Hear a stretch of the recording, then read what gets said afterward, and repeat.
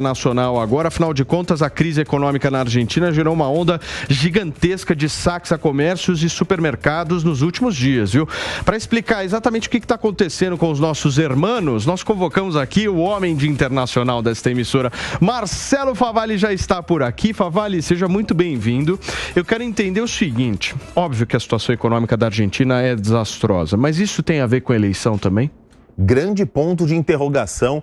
Tem um jogo de perguntas e respostas nos Estados Unidos, Jeopardy, né? E é quando a pergunta é muito difícil, a última, $1 milhão é que ela vale. É mais ou menos o que eu faço essa comparação.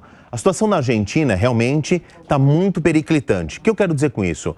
Nos últimos 12 meses, uma inflação que supera os 110%, a maior taxa de juros do mundo. A classe média achatada, os pobres ficando cada vez mais pobres e até os ricos com uma certa dificuldade. Aí a gente faz uma associação. Será que isso levou à onda de saques? Mas a gente tem que colocar aí também um outro ponto que é muito importante. Nós estamos numa eleição muito polarizada, talvez a mais polarizada dos últimos tempos na Argentina. Estou chovendo um pouco no molhado porque as últimas eleições na Argentina foram muito disputadas entre os conservadores, a tradicional direita e os históricos peronistas. Mas dessa vez a gente tem um outro elemento, um outro candidato, Javier Milei, muito bem posicionado. Tá forte ele, né, Favalli? Tudo indica que ele vai para o segundo turno com Patrícia Bullrich. Então a gente, muito provavelmente, segundo os dados, vai ser uma disputa entre uma direita tradicional contra alguém auto-intitulado como um anarcocapitalista que quer enxugar o sistema, quer diminuir o Estado ao seu sistema mais enxuto possível. Agora, Favalli, o mercado está em pânico com o Milei, não está não? Pois é, porque ele tem falado algumas coisas que eu não sei se são muito plausíveis e muito fáceis de serem aplicadas. Dolarização total da Argentina, fechamento do Banco Central, retirar a Argentina do Mercosul. O Mercosul faz a Argentina ter uma ligação direta com o Brasil. A indústria automobilística dos dois países depende da relação do Mercosul. Então é óbvio que o mercado reagiu muito mal. Bolsa despencou, a relação do dólar no câmbio paralelo disparou.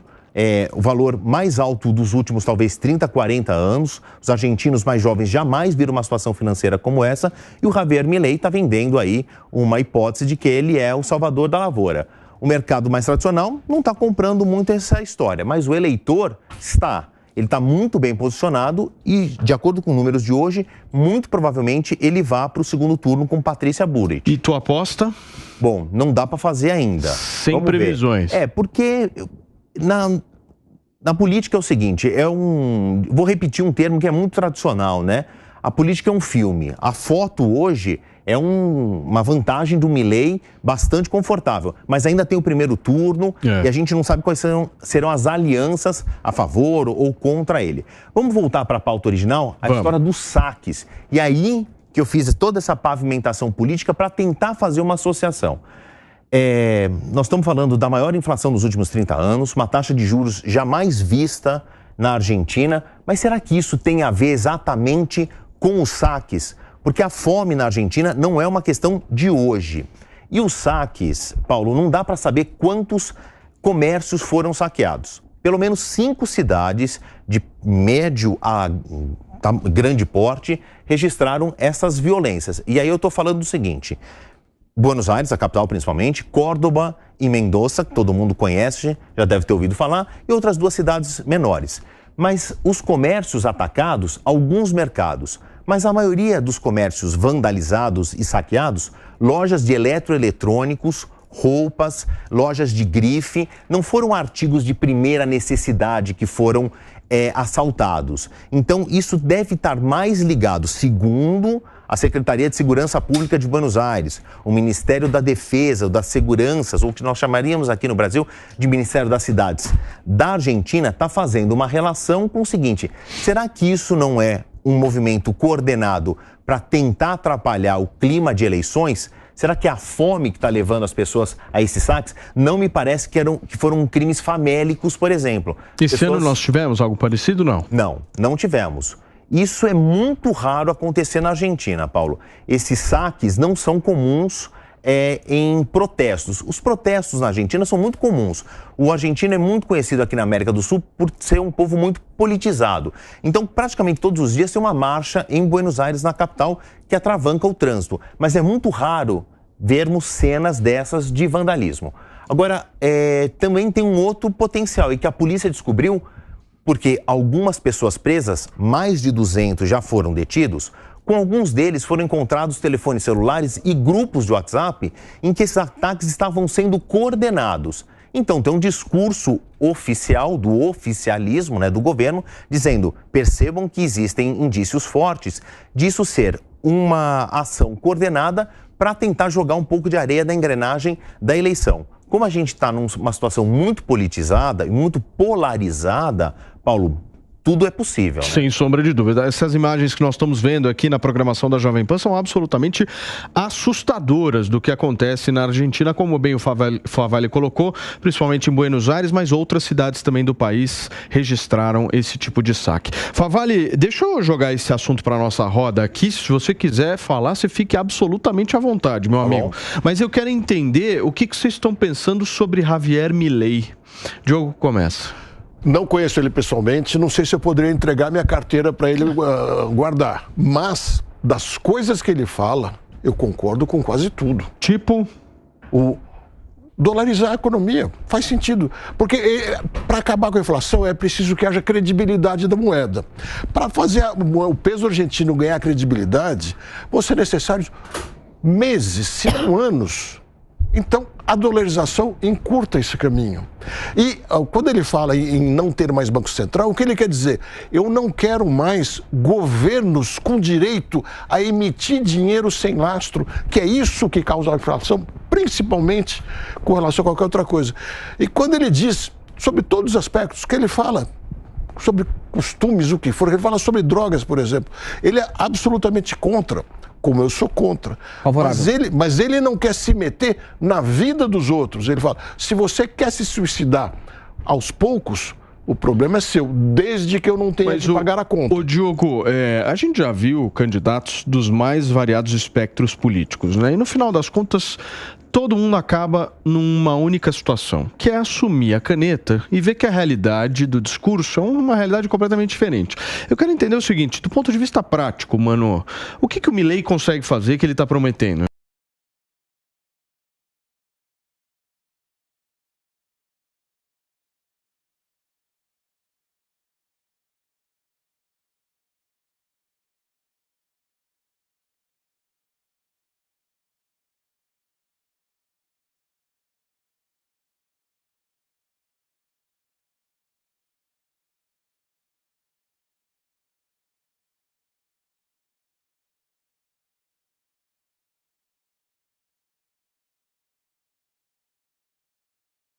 Utilizar o Estado ao seu próprio benefício, recolhendo recursos da sociedade através dos impostos, pensando exclusivamente nos seus próprios interesses. Mas, se alguém deseja assumir como chefe de Estado numa posição de ter que negociar com a classe política, essa é uma retórica, no mínimo, imprudente, que vai dificultar a possibilidade dele articular, de fato, mudanças no sistema político argentino. E aí entra o segundo ponto. Por isso, o pânico do mercado financeiro. Exatamente. E ele está prometendo mudanças muito radicais e incisivas, o que faz com que ele precise ainda mais do sistema político. Então, tem uma incongruência, porque vai ser muito difícil. Então, muito provavelmente, ele não vai conseguir implantar, com esse tipo de retórica, nem metade das promessas que ele está fazendo. E aí o risco muito grande é que acabe havendo uma frustração. Mas, mano, veja uma coisa. Se ele conseguir resolver o problema da inflação do jeito que está a Argentina, a partir daí, toda a conversa fica muito mais fácil. Porque a Argentina está numa situação que não suporta mais uma inflação desse tamanho. Mas nós é muito difícil no Brasil situações inflação parecidas. E quando veio o Plano Real e a gente viu acabar com a inflação, aquilo mudou o Brasil. Verdade, mas o Plano Real teve... Agora, lógico, se ele não combater a inflação, aí... As propostas dele do ponto de vista de mudança, né, de impacto político, eu não tenho a menor dúvida que elas representam, né? Você trazer aquela ideia de Estado enxuto que ele faz, aquele vídeo que ele está tirando aqueles tics, né? Tics lá, que ele corta os ministérios e tal.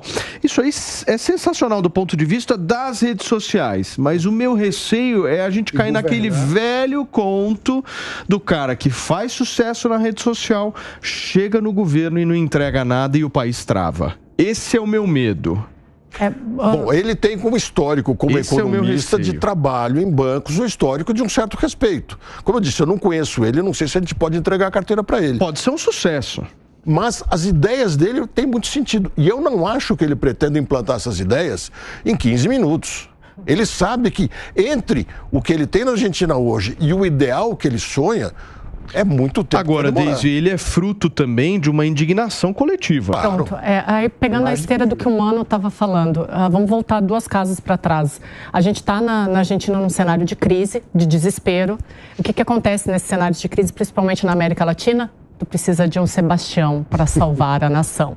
Então, antes de governar, ele precisa vencer. Como que ele vai vencer? Se mostrando o Sebastião. Então, critica a classe política, critica o Banco Central, fala que ele vai ser o salvador, que ele vai resolver. Aí depois, como tu bem falou, Mano, ele vai precisar do Congresso. Mas primeiro vamos vencer. E aí como que se vence? Mostrando que ele é o salvador da pátria. É exatamente isso que ele está fazendo. Mas não é o discurso dele. Ele diz com frequência que ele não pretende ser salvador da pátria, que ele não pretende ser... Mas ele faz o mesmo modus operandi. A questão da crítica é normal, porque quando você vê o país derretendo como está a Argentina e a classe política mantendo o mesmo nível de sempre e o presidente da República comprando um avião maior do que o do presidente brasileiro no meio dessa crise... Mas, Diogo, por exemplo, tem propostas... As pessoas se revoltam. Tem propostas dele que, são assustadoras. Aquela proposta em que ele fala, até pegando um gancho da situação do Faustão, em que ele fala de privatização do sistema único de legalizar a venda de órgãos. Legalizar a venda de órgãos. Isso aí acabar com a justiça social. Eu enxergando do ponto de vista... Ele falou até de estudar a venda de adoção de crianças. Então, eu entendo do ponto de vista ultraliberal dos anarquistas, isso é muito bem visto. Agora, do ponto de vista prático, isso funciona? Mas tem muitos países onde os órgãos podem ser negociados entre as pessoas. Muitos países, os Estados Unidos, por exemplo. Muitos países. Então não é uma coisa assim que o mundo nunca viu. Imagina mas a realidade do estômago não vai ser vendida ali no Paraisópolis. Mas a realidade é completamente ainda dá para comparar a realidade melhor que o brasileiro. Tanto que muitos chilenos vão para a Argentina para cuidar da sua saúde. O que foi, doutor? Não, assim, é óbvio que outros países têm essa previsão de venda, mas o cenário é completamente distinto. Então você imagina numa Argentina quebrada em que as pessoas estão morrendo de fome, as pessoas estão inseridas na miséria. E aí aparece um rico, um super rico, que precisa de um órgão. Né? O cenário social, é completamente diferente, né? E eu concordo com o que a Deise falou. Embora ele não se apresente como um populista, não use o rótulo, né? Nenhum populista quer ser chamado de populista, né? Mas a pauta que ele traz de querer se inserir, né, num contexto de que, olha, os problemas que são mais caros para vocês eu vou resolver, é se apresentar como salvador da pátria. Existe um livro, um clássico, chama-se Geografia do Populismo, que está inclusive no espanhol, que narra as figuras populistas na história. E se você pegar lá, você vai ver várias características do populismo batem. E aí qual que é o problema do populismo, né? Você vende uma coisa, você assume o cargo e não existe uma responsabilização depois do cargo. Porque você não tem, por exemplo, nenhum instrumento em que você responsabiliza o presidente da República que não cumpre as promessas de campanha. Até porque ele depende do legislativo.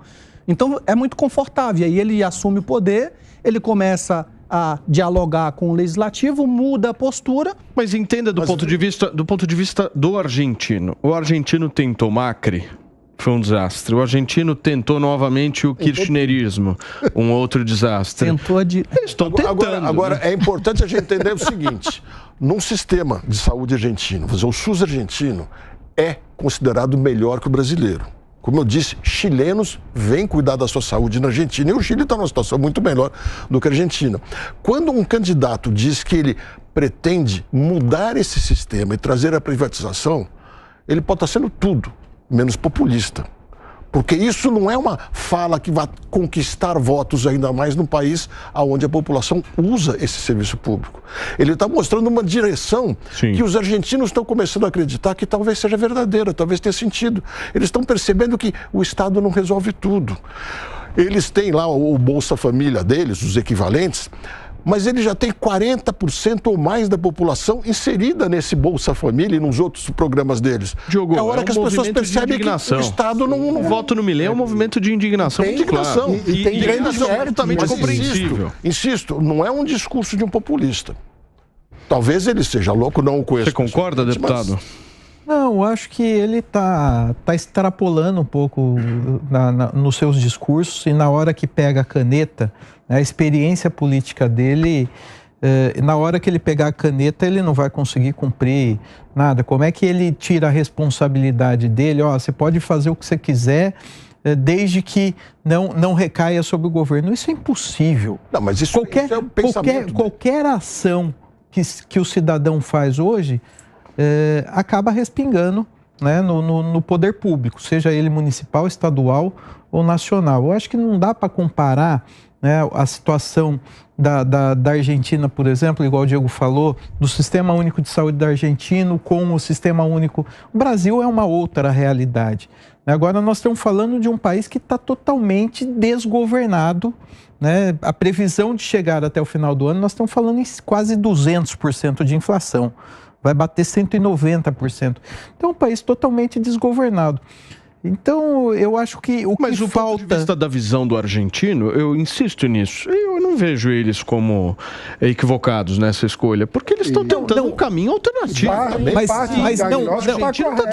Mas então, algum tipo de solução. Mas a nossa situação também não foi muito diferente na eleição de 2018 e na eleição passada, né? Onde um antagonizou com o outro, né? E que o Bolsonaro era a melhor opção, o Lula era a melhor opção. Não, mas um era antagônico ao outro. É diferente, tem uma diferença. Nós estamos falando de 3 forças políticas na Argentina, né? Sim. Aqui nós estamos falando de 2. Não, e tem outra coisa, é diferente tu te indignar com uma outra figura política de um espectro contrário do que tu te indignar com as instituições. Eu, particularmente, tenho pavor de outsider. Ele é antissistema. Esse papo revolucionário, outsider, vou mudar tudo de uma hora pro dia. Você é meio centrão, né, Jotinha? Às vezes, até mais que eu gostaria.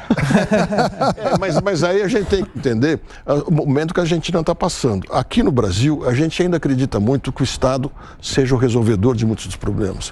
Que o Estado gere felicidade para as pessoas. E é compreensível, porque esse aumento do Bolsa Família foi dado aqui, fez as pessoas ficarem mais felizes.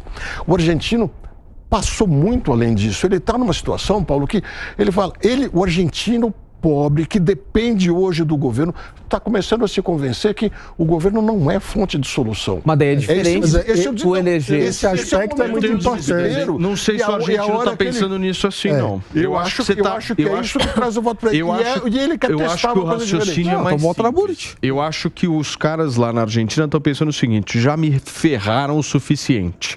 Agora eu quero alguém para ferrar esses caras. Exatamente. Chegue lá, bota uma bomba no aí vem a fama. Aí vem a famosa frase, né? Pior que tá, não fica. Pior que tá, não fica. Mas aí é o problema, porque então, do ponto de vista político, eu concordo com o mérito da candidatura do Milei trazer esses aspectos do quanto o Estado inchado não é capaz de resolver os problemas, do quanto é preciso ter um ambiente de negócios para o empreendedorismo trazer prosperidade. Isso tudo é fundamental, concordo, assina embaixo. A necessidade de enxugamento radical do Estado também é algo que eu concordo. Agora, como implementar isso? E quando vem esse discurso institucional, onde ele trata a classe política como parasita, isso dificulta. E ele já vem mostrando agora um aspecto muito preocupante na minha visão, que é na repercussão das primárias, ele ficou acusando o sistema de fraude eleitoral, dizendo que tinha tido mais votos do que teve. Esse filme é muito Uma dúvida aqui, não querendo de maneira nenhuma que vocês fiquem nervosos com essa minha fala, mas vejam só a nossa tarja ali, está escrito Javier Milei é o favorito nas eleições e acima está escrito Bolsonaro argentino. Diogo da Luz, a pergunta que eu faço para vocês é a seguinte, o Milei se intitula liberal. Não, anarcocapitalista. Anarcocapitalista, mas obviamente um cara muito mais liberal. Que não deixa de ser um liberal. Mas é que é muito mais essa radical. Essa comparação de alguém que se intitula um anarcocapitalista com o Bolsonaro é plausível? De forma alguma, de forma alguma. Ou seja, como é que as pessoas elas conseguem olhar para o Milei e dizer que ele parece o Bolsonaro? Eu acho que é pelo aspecto da política, ou seja, de tratar a classe política como algo negativo. Então, o Bolsonaro de 2018 tratava, vamos mudar tudo isso que está aí. Peraí, o Bolsonaro ficou 28 anos no Congresso. Não estou dizendo que era um personagem coerente. Eu nunca foi um outsider. Exato, mas ele se colocou como, né? Aquele foi um discurso populista e um voto de revolta da população. 2018 ficou muito claro, quer dizer, foi uma virada de mesa da população, que estava cheia, com roubalheiras, um monte de coisa assim, a Lava Jato estava em alta, sem dúvida. Agora, no caso da Argentina, eu acho que é diferente. Eu acho que realmente os argentinos estão tomando consciência de que não é só chutar o balde, não, quer dizer, porque eles estão abrindo mão de coisas que eles recebem do governo. Eles estão se convencendo que isso que eles recebem não resolve a vida, que eles estão pagando. Você não curte muito o Milei, né? Eu odeio o Milei. Você não gosta daquela costeleta? Eu fico nervoso. Pra mim, ele é o Paulo Cogos. A Argentina tá elegendo o Paulo Cogos argentino. Não tem nada a ver com o Bolsonaro. O Bolsonaro, inclusive, tenta se intitular como um conservador, coisa que eu também discordo, mas tenta se intitular um conservador. E o anarcocapitalismo, gente, é um caminho muito perigoso. Eu discordo, respeitosamente, deputado, desse discurso de que ele vai chegar lá e não vai conseguir fazer. Sim, mas símbolos são importantes. Alguém que coloca a classe política como algo sempre negativo, detendo a caneta de presidência da República, é um simbolismo importante, porque se a população compra a ideia desse cara, eventualmente acontece mais 8 de janeiro, mais invasões a Capitólio e assim vai indo. Sim, mas quando a gente fala numa anarquia, né, o poder público ele deixa de ser um mediador. Né? Então, o cara se elege presidente da República, ele tem a obrigação de ser um mediador disso tudo. Ele não pode deixar. Né? Então, por isso, o discurso dele, pode ter certeza, se ele ganhar a eleição, o discurso dele não vai ser o mesmo a partir do momento... Pavali, o que você está achando aí dessa discussão, meu amigo? É o seguinte, em todo o cenário político, seja do Brasil, da Argentina, no resto do mundo, existe um abismo que é a diferença entre a teoria e a prática. Vou pegar só 3 pontos do Milei. Não estou fazendo nenhum proselitismo político aqui, ele é um franco favorito, ele tem realmente chances reais de chegar a um segundo turno e vencer como presidente de tudo que foi falado aqui na roda. Só que é o seguinte, primeiro, dolarização da Argentina. É possível? É. Qual é a probabilidade disso acontecer? Para ele dolarizar a Argentina, ele tem que levar dólares para a Argentina. Ninguém está investindo na Argentina tirando o turista. Mas o turista estrangeiro que chega com a quantidade de dólares não é suficiente para criar uma moeda que circule lá dentro do país. Não dá para o Milei ligar para o Federal Reserve, que é a única organização mundial que imprime dólar, e falar: oi, dá para você imprimir mais dólar para mim? Põe numas caixas e manda para mim na Argentina? O Federal Reserve falar: I'm so sorry, não vou fazer isso, porque isso é improvável e geraria inflação nos Estados Unidos. Enxugar o sistema de saúde e de educação, como ele já superficialmente propôs. Você tem que mexer na Constituição.